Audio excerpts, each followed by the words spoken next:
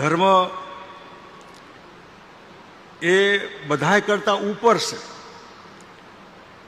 પણ જ્યારે એ ધર્મ બધાયથી નીચે જાય પોતાના સ્વાર્થ માટે, ત્યારે આપણને એમ દુઃખ થાય કે ધર્મે તો ધર્મનો રોલ પોતે અદા કરવાનો છે. બહુ ઊંચી અપેક્ષાઓ હોય એમની પાસેથી, એમાં કાવા દાવા મારું તારું એને અવકાશ ન હોય, ધર્મમાં મતભેદ ન હોય, નહીં તો એ ધર્મ જ ના હોય તો ધર્મના કપડાં પહેરવાની જરૂર ક્યાં છે? ભગવા કપડાં, ભગવા તો ત્યાગનું પ્રતીક છે. ત્યાગના પ્રતીક પછી શેના માટે બાકીના બધા ભવાડા શબ્દ ખરાબ છે પણ થતું હોય છે? શેના માટે ભક્તોના ખૂન થતા હોય છે?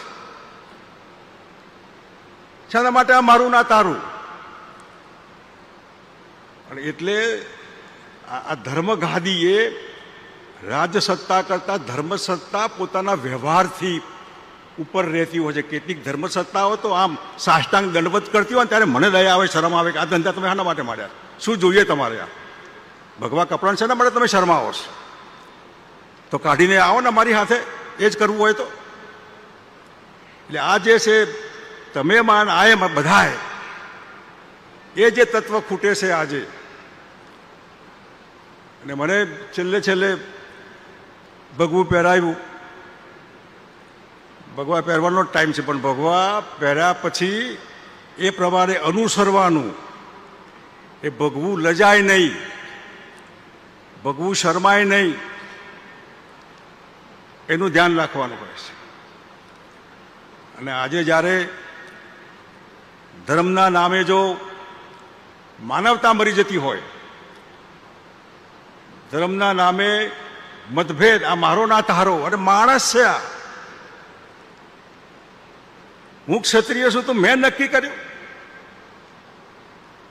મોટા માણસ સાહેબ બ્રાહ્મણ છે તો પોતે નક્કી કરેલું. કોઈ મુસલમાન હોય તો એને નક્કી કર્યું કે આ મુસલમાન, કોઈ પટેલ હોય તો એને નક્કી કર્યું કે આ પટેલ છે. જન્મ જ્યાં હોય ત્યાં, કર્મ આપણા હાથમાં છે. એના ટૂંકા સ્વાર્થ માટે આ પટેલ છે, આ ક્ષત્રિય, આમ તેમ, આ ધર્મનું કામ નહીં. આ હિન્દુ, આ મુસલમાન, આ ધર્મનું કામ નથી. આ માનવતાથી જોડવાનું કામ કરવાનું છે, તોડવાનું નહીં. અને ધર્મના નામે ધતિંગ ના હોય, ધર્મના નામે સ્વાર્થ ના હોય, ધર્મના નામે નાટક ના હોય. ધર્મ માટે ખાલી આમ તેમ કરીને ટીલા ટપકા કરવાનું, પબ્લિકને બતાવવા માટે અંદરનો સવાલ હોય છે. હું ધાર્મિક